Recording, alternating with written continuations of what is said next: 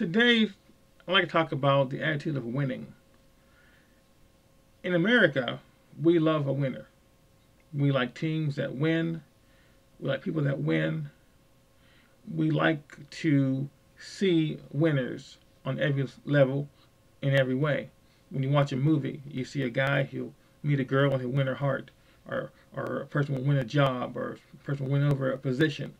The presidential election just happened, the president won re-election. And we love a winner. And when someone loses, we call them a loser. As if the whole purpose of the competition was to decide who was better and who was worse. And that's not really what it's all about. You see, there are times when in life you win, and there are times when in life you lose. There's nothing wrong with that.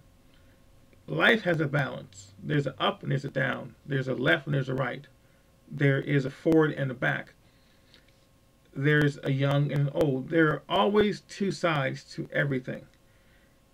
But when it comes to things that are of volition, like trying to do things, trying to achieve things, sometimes you win and sometimes you lose. There's nothing wrong with that. But what happens is, if you look at the attitude of most people, you think that you have to always win. That means that if you like a certain football team, they have to always win or they're no good. If you like a certain person who is a politician, they have to always win every argument, have to win every election, have to win everything they do. They have to always win and never have any losses. A soldier has to always win every battle. But that's not the way life is. That's not the way life is, because life is, again, made of winning and losing. And a lot of times, if you're a person who goes out there and you always get the job that you apply to, you always meet the woman that who you're attracted to, you always win when you play the lottery. You never get stuck in traffic. You never have a bad day. Your life is boring, because that's not how life is, and you really won't ever meet anyone like that. But in our life, we tend to fantasize about that. Everyone's going to like us. Everything we try to do will be a success in. It's not the way life is. In life, we live in a state where we're probably losing more than we're winning. But we learn from the loss. We learn how to tweak it, how to make it better. And then we go from there. It's like, for example, Colonel Sanders, who started Kentucky Fried Chicken. He had an idea of getting this chicken recipe out, and he wanted to sell it to a restaurant and have them, use it, and he will get some money from the royalties. And he went to over 1,000 places, spoke to over 1,000 people, demonstrated his chicken recipe and showed it, and had them taste it over 1,000 times before he had someone say yes. Now, just because you don't always win does not mean you can't have a winning attitude. Because if you look at the outcome as being the total picture of who you are, then you're going to be stuck in that. It means that if you make a presentation and you make a sale, you don't rest on your laurels. They say a lot, don't rest on your laurels. Know that you have to continue to try to do it better and work harder. If you go out there and you have something that you know is good. I remember once I had a job and I was actually giving out cell phones to people. I'm saying, this is a cell phone, take it. It's free. All you got to do is sign up for a service. People, even though people wanted cell phones in those days because they were a new thing, people said no. Most of them said no. So does that mean the cell phone was no good? Say I went to 9 doors and no one wanted a cell phone. I guess a cell phone's not a good thing. Some might take the attitude, but now look, everybody has a cell phone. Sometimes you have to continue to try because your time for winning is not yet arrived. But once you get there, you have to understand that you've done it, but you have to do it over and over again, because it's not about always winning. It's about trying to make yourself better. I spoke to a guy the other day. He was on a football team. And he said something to me that was I thought was very encouraging. He said that his team lost, but he won. That he had more of a better hit this way. He had a better result from the time that he was on the field than he had the previous season. He had more yards that he ran. He threw further. He ran a touchdown, whatever it was. I mean, he had a better result personally than he did the previous game and the previous season. Even though his team lost, he still won.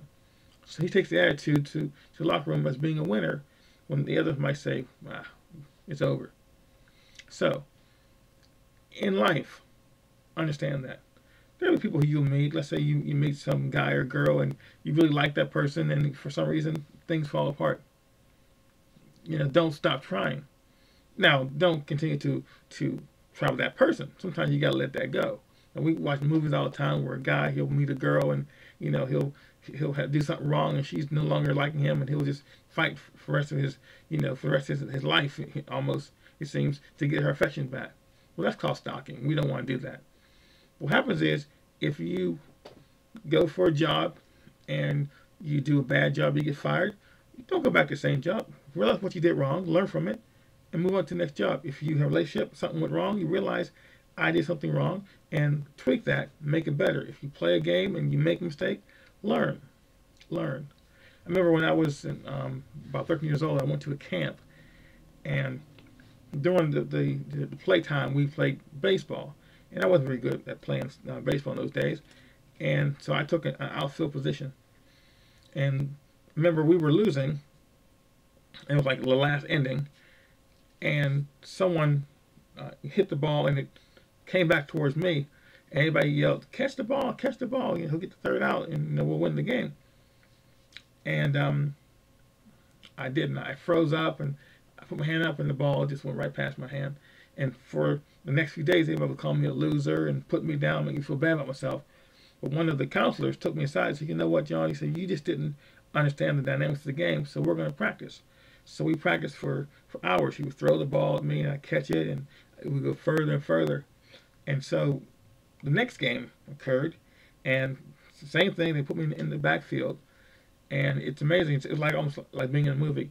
Someone, hit the ball, and it came to me, and I jumped up, and I put my hand out, and I caught it.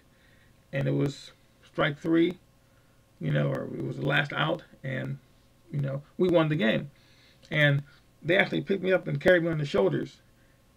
And, I really felt good about that. And I realized that if I had taken that one phase of being a loser as being who I was, who I personified myself as, then I couldn't have accepted a newness, a new phase. But I also realized that if I something from being a winner and took that as being a permanent state, then I wouldn't grow. I have to continue to practice and recognize what I did to go from the one phase to the next. So there's really nothing wrong with losing, and winning is not always going to be the final stage. You have to continue to fight for it, to grow with it.